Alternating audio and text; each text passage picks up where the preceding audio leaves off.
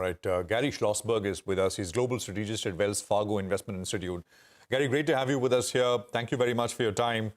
Uh, I remember the last a few times that we've spoken, and with the bear market rally was just starting. Has that turned into a bull market rally now?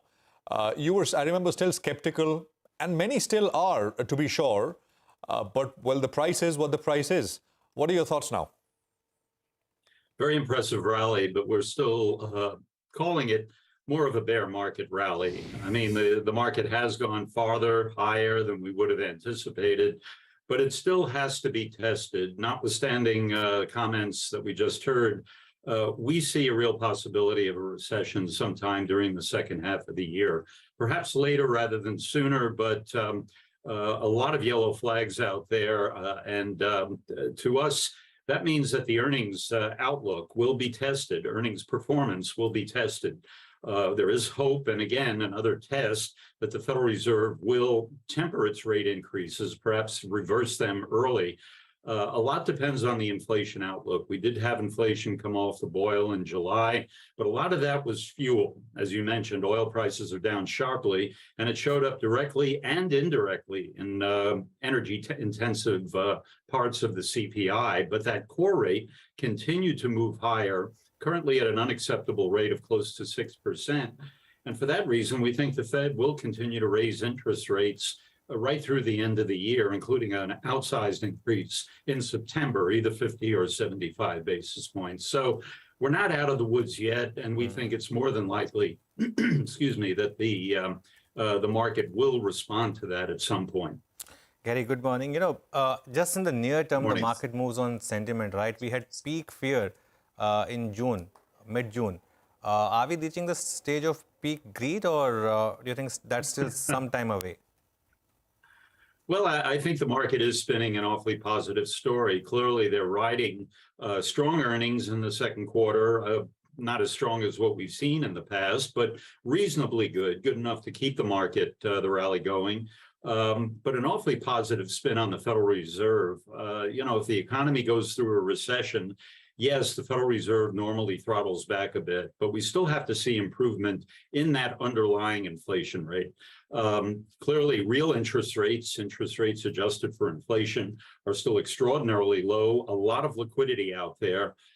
We heard that money growth is down quite a bit, close to zero, actually declining in real terms, but we're still sitting on a pile of liquidity.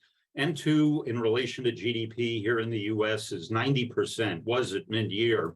That's about 25% higher than its long-term norm.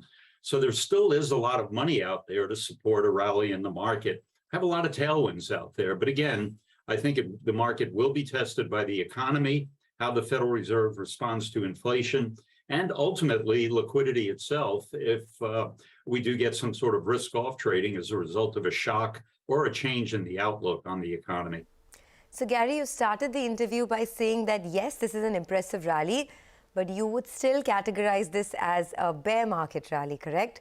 What do you do in that case in a market like India? I mean, we're not even 4% away from an all-time high.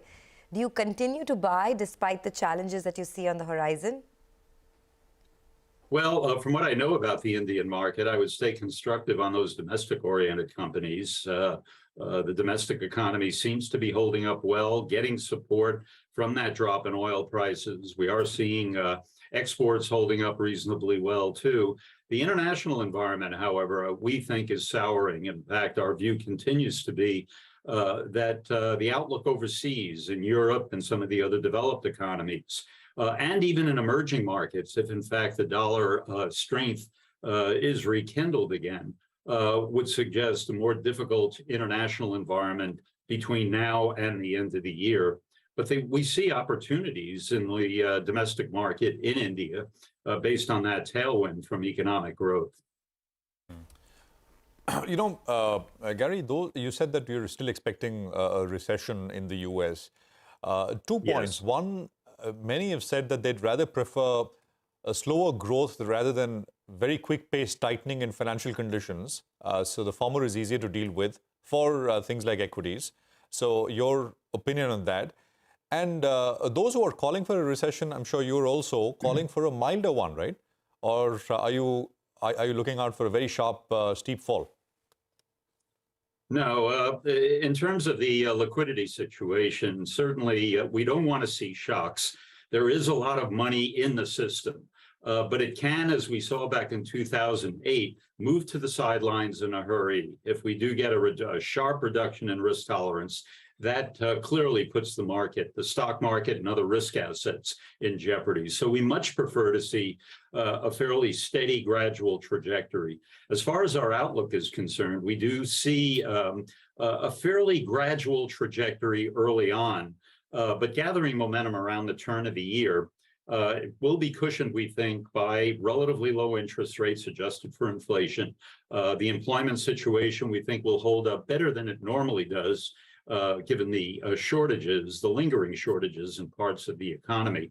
But we are looking for, at the end of the day, more of a moderate recession.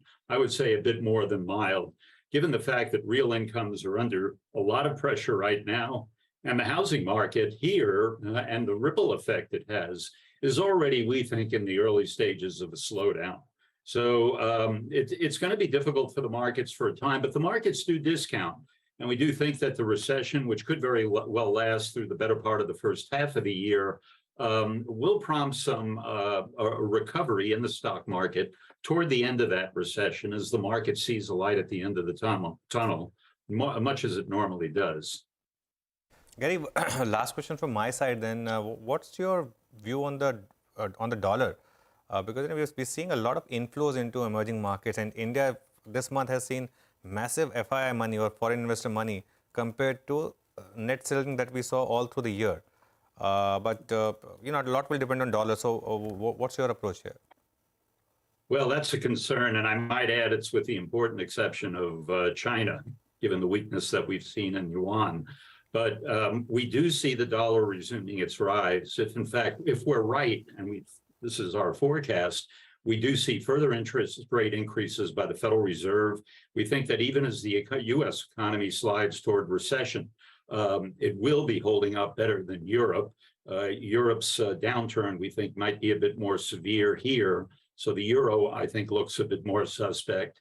And with the Federal Reserve expected to raise interest rates into early next year, excuse me, we think that the dollar will resume its rise. And I might add, given the uncertainties in the global economy, the dollar could get added support from its safe haven role if we begin to see some real turbulence in the market. All that seems very far away, just given the attitude right now, the liquidity, the performance of the market. We're back to where we were earlier this year, but we do see these hurdles out there, and we're trying to anticipate that in our equity strategy, which really hasn't changed much over the past few months.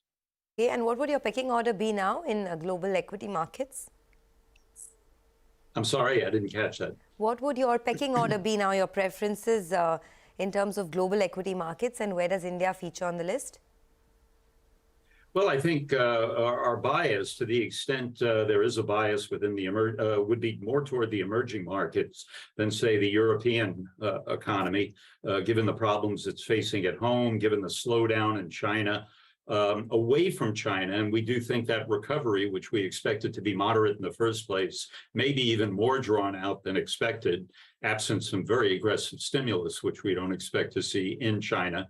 Away from that, emerging markets, we would rank higher than the developed economies, but we still continue to focus more on the U.S. We think we're going to come through this at the end of the day in better shape than most other parts of the world, be it developed countries and emerging markets themselves. We still have a strong dollar to deal with. Emerging markets, commodity producers in particular, will have that pressure from a strong dollar. And their export markets as well will be up against it, we think. And central banks may have to be raising interest rates further if the dollar strengthens as we expect it to. Okay, we'll leave it at that. Thanks a lot, Gary.